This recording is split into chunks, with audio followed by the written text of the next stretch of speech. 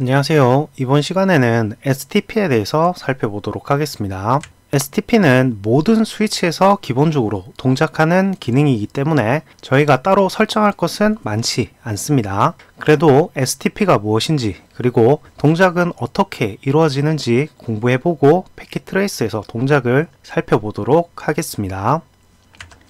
먼저 STP를 이해하기 위해서는 스위치의 동작에 대해서 이해하고 계셔야 됩니다. 그래서 스위치의 동작에 대해서 복습을 해보도록 하겠습니다. 저희가 사용하는 스위치는 세 가지 동작을 통해서 사용자 데이터를 전달한다라고 했습니다. 첫 번째, 러닝이라고 하는 학습 기능은 스위치로 데이터가 들어왔을 때 수신한 데이터의 출발지 맥 주소를 스위치의 맥 테이블에 기록하는 기능을 러닝이라고 했습니다. 두 번째, 포워딩이라고 하는 전달 기능은 스위치로 데이터가 들어왔을 때 수신한 데이터의 목적지 맥 주소를 스위치의 맥 테이블을 확인하여 데이터를 전달하는 기능을 포워딩 기능이라고 했습니다. 세 번째, 플러딩은 스위치로 데이터가 들어왔을 때 수신한 데이터의 목적지 맥 주소가 스위치의 맥 테이블에 없는 경우에 수신한 인터페이스를 제외한 모든 인터페이스로 전달하는 기능을 플러딩이라고 했습니다. STP에서 이해하셔야 되는 기능은 바로 플러딩 기능인데, 다시 플러딩 기능에 대해서 살펴보면 왼쪽 PC에서 오른쪽 PC로 보낼 데이터가 만들어지고 인캡슐레이션이라고 하는 캡슐화 과정을 통해 헤더를 추가하는 과정을 거치게 될 겁니다. 이렇게 헤더가 추가된 데이터는 스위치로 전달이 되어지고 현재 데이터를 수신한 스위치는 수신된 데이터의 2계층 헤더에 들어간 목적지 맥 주소 CCC가 현재 스위치의 맥 테이블에 있는지를 확인하게 되는데, 목적지 맥 주소 CCC에 대한 정보가 스위치의 맥 테이블에 없는 경우 데이터를 수신한 인터페이스 패스트 이더넷 0/1번을 제외한 모든 포트로 데이터를 전달하는 기능을 플러딩 기능이라고 합니다. 그리고 네트워크의 가용성을 높이기 위해 장비 또는 장비에 연결된 링크를 이중화시키게 되는데, 여기서 가용성이란 서버와 네트워크 프로그램 등의 정상적인 사용 가능한 정도를 가용성이라고 합니다. 즉, 여러분들이 인터넷을 사용하려고 하는데 여러분들이 원할 때 24시간 언제든지 인터넷을 사용할 수 있다라고 하면 가용성이 높다는 거고요. 또 여러분들이 인터넷을 사용하기를 원하는데 여러 문제로 인해 하루 24시간 중에 12시간밖에 인터넷을 사용할 수 없다면 가용성이 낮다라고 볼 수 있습니다. 당연히 가용성은 높을수록 좋겠죠. 아래 그림을 보시게 되면 외부 인터넷과 연결된 라우터에 문제가 발생한다면 인터넷을 사용할 수 있을까요? 당연히 인터넷을 사용할 수 없게 되고 가용성이 떨어진다라고 볼 수 있습니다. 이러한 문제를 해결하기 위해 장비를 이중화시켜 놓는다고 하면 하나의 라우터에 문제가 발생하더라도 다른 라우터를 통해 인터넷을 지속적으로 사용할 수 있게 되는 거죠.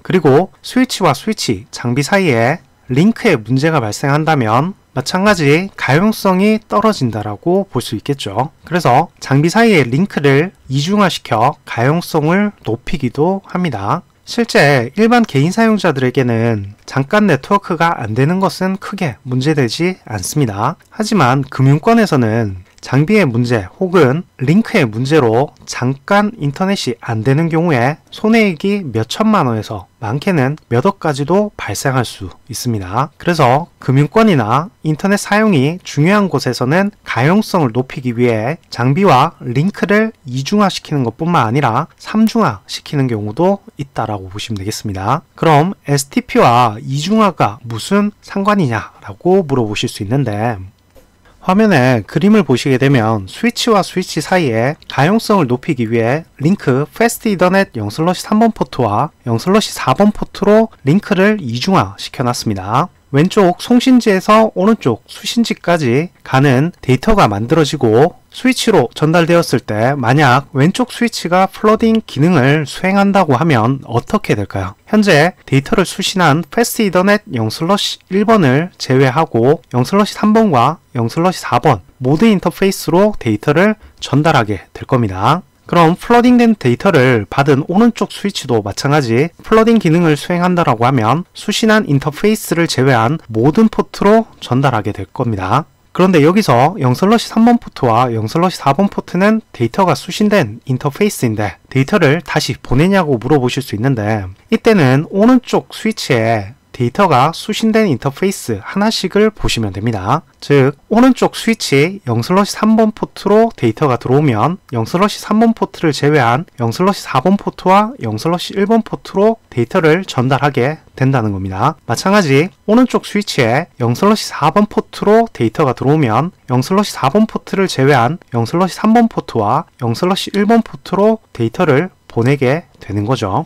다시 왼쪽 스위치로 들어오게 된 데이터는 플러딩을 통해 수신된 인터페이스로 데이터를 다시 보내게 됩니다. 그럼 오른쪽 스위치로 다시 데이터가 전달되게 되겠죠. 이렇게 장비와 장비 사이에서 데이터가 끊임없이 회전하는 것을 루프라고 합니다. 루프가 발생하게 되면 많은 문제가 생길 수 있는데 대표적인 문제로 루프가 지속되면 현재 네트워크에 연결된 PC, 스위치, 라우터, 서버 등의 모든 장비가 다운되어 죽어버리는 심각한 문제가 발생할 수 있습니다. 그래서 정리를 해보면 네트워크 가용성을 높이기 위해 장비와 장비 사이에 링크를 이중화시키는 경우 스위치가 가지고 있는 플러딩이라고 하는 기능 때문에 루프라는 심각한 문제가 발생할 수 있는 거죠. 이러한 심각한 문제를 해결할 수 있게 하는 것이 바로 STP, 스패닝 트리 프로토콜입니다. 그럼 패킷 트레이스에서 실제로 루프가 발생하는 환경을 만들어 테스트를 한번 해보도록 하겠습니다. 패킷 트레이스에서 PPT에서 보신 토폴로지를 구성해 보도록 하겠습니다. 스위치는 2960 스위치를 2대 놓아주시면 되겠죠. 그리고 PC 2대를 양쪽에 놓아주도록 하겠습니다. 그 다음 케이블을 연결해 주시는데 케이블은 스위치와 스위치 사이에서는 같은 유형의 장비를 연결할 수 있는 점선 크로스 케이블을 사용해 연결해 주시면 되겠죠. 그리고 스위치와 PC 사이에서는 직선 스트레이트 케이블을 사용해 연결해 주시면 되겠습니다. 자, 토폴로지를 다 구성하셨으면 PC에 IP 주소를 넣어 주도록 하겠습니다. PC의 IP 주소는 상단의 데스크탑 탭에서 IP 컨피그레이션 가셔서 설정해 주시면 되겠죠. PC의 IP 주소들은 제가 자막으로 넣어 드리도록 하겠습니다. 여러분들이 설정해 주시면 되겠습니다. 자, IP 주소를 다 설정해 주셨으면 이제 루프를 발생시켜 볼 건데 먼저 STP 기능을 비활성화 시켜 주셔야 됩니다. STP는 루프가 발생하는 것을 방지하기 위해 모든 스위치에서 기본적으로 활성화되어 있습니다. 자, 왼쪽 스위치에 상단의 CLI로 가셔서 전역 설정 모드로 이동하신 후에 전역 설정 모드에서 No Spanning Tree VLAN 1을 해주시면 되겠습니다. 자, 마찬가지 오른쪽 스위치로 가셔서 오른쪽 스위치도 설정 모드에서 No Spanning Tree VLAN 1을 해주시면 되겠습니다. 자, 두 스위치에서 STP 기능을 비활성화 시켜 주셨으면 왼쪽 PC에서 커맨드 프롬프트로 이동해서 오른쪽 PC로 핑을 해보도록 하겠습니다. 엔터 한번 해보시게 되면 스위치와 스위치 사이에서 초록색 불이 빠른 속도로 깜빡이는 걸 보실 수 있을 겁니다. 이 초록색 불은 데이터가 전달될 때마다 깜빡이는데 지금 보시게 되면 스위치와 스위치 사이에서 루프가 발생해 데이터가 끊임없이 전달되고 있는 걸 나타내고 있는 겁니다. 그럼 루프가 발생했는 걸 확인했는데 어떻게 하면 루프를 막을 수 있을까요? 바로 이중화되어 있는 링크 중에 하나를 제거하시면 막으실 수가 있습니다. 링크를 제거하고 화면을 보시게 되면 루프에 의해 빠르게 깜빡이던 초록불이 더 이상 빠르게 깜빡이지 않는 걸 확인하실 수가 있습니다. STP라고 하는 스패닝 트리 프로토콜도 지금 패킷 트레이스에서 보신 것과 같이 비슷한 방법을 통해 심각한 문제인 루프를 방지하게 되는데 STP에 대해서 PPT에서 살펴보도록 하겠습니다. STP는 스패닝 트리 프로토콜이라고 부르는데 IEEE 802.1D에 명시된 표준 프로토콜로 앞에서 보신 링크 이중화 시 발생할 수 있는 루프를 방지하기 위한 프로토콜입니다. 루프를 방지하는 방법은 간단합니다. 아래 그림에서 스위치와 스위치 사이에 이중화된 링크를 가지고 있어 루프가 발생할 수 있겠죠. STP는 패킷 트레이스에서 보신 것과 같이 이중화된 링크가 연결되는 하나의 인터페이스를 논리적으로 차단시켜 루프를 방지하는 프로토콜입니다. 예를 들어 왼쪽 PC에서 데이터가 발생해 왼쪽 스위치로 들어오면 왼쪽 스위치에서 플러딩을 통해 전달하는데 0/4번 포트는 현재 차단되어 전달할 수 없어 0/3번 포트로만 전달하게 되고, 오른쪽 스위치 마찬가지 0/3번 포트로 들어온 데이터를 플러딩을 통해 전달하더라도 0/4번 포트는 차단되어 전달할 수 없어 0/1번으로만 데이터를 전달하게 되어 루프가 발생하는 것을 막을 수 있게 되는 겁니다. 그럼 현재 이중화된 링크가 연결되는 포트는 왼쪽 스위치의 0/3번 포트와 0/4번 포트, 그리고 오른쪽 스위치의 0/3번 포트와 0/4번 포트 총 4개가 있겠죠. 그럼 이 4개의 포트 중에 어떤 포트가 차단될지 결정하는 과정에 대해서 살펴보도록 하겠습니다. 자, STP가 동작하는 스위치들 사이에서는 BPDU라고 하는 2계층 멀티캐스트 프레임을 2초마다 주고받고 있는데, BPDU 프레임 안에는 BID, 브릿지 ID와 코스트 값, 그리고 포트 ID 등의 값들이 포함되어 있습니다. STP는 BPDU 프레임을 통해 링크 이중화를 감지하고 차단 포트를 결정하게 됩니다. 또 현재 전달 상태 포트의 이상을 감지해 차단된 포트를 활성화시켜 사용자 데이터가 전달될 수 있도록 해주는 것이 바로 BPDU입니다. BPDU 프레임 안에는 여러 정보들이 들어가는데 저희는 브릿지 ID와 코스트 값, 그리고 포트 ID에 대해서 살펴보도록 하겠습니다.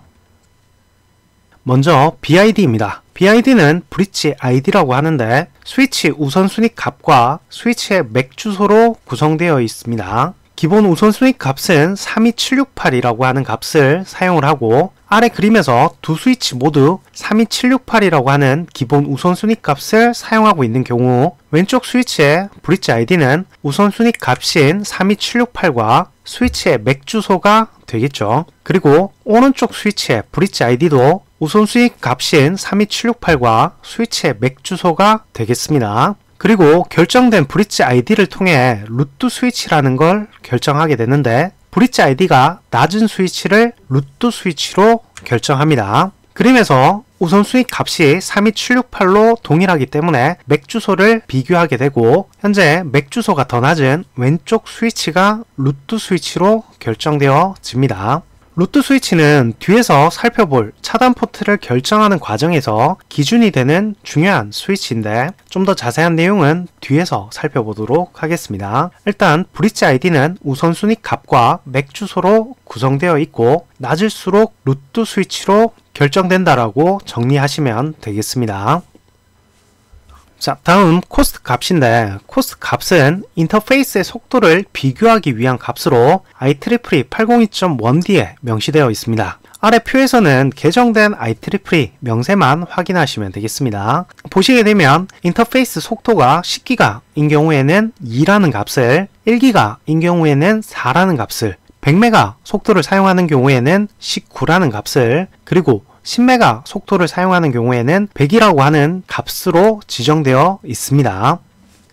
다음 포트 ID는 스위치의 각 포트의 우선순위를 비교하기 위한 값으로 기본값인 128점 그리고 포트 번호로 구성되어 있습니다. 예를 들어 왼쪽 스위치의 기본값인 128로 사용을 한다면 0/3번 포트에는 128.3이라는 포트 ID가, 그리고 0/4번 포트에는 128.4라는 포트 ID를 가지게 됩니다. 그리고 오른쪽 스위치도 마찬가지 기본값인 128을 가지고 있다면 0/7번 포트에는 128.7이라고 하는 포트 ID가, 0/8번 포트에는 128.8이라는 포트 ID를 가지게 되는 거죠. 그럼 BPDU 프레임 안에 들어가는 브릿지 아이디, 코스트 값, 그리고 포트 아이디에 대해서 살펴봤습니다. 이제 BPDU 프레임을 교환해 차단 포트를 결정하는 과정에 대해서 알아보도록 하겠습니다.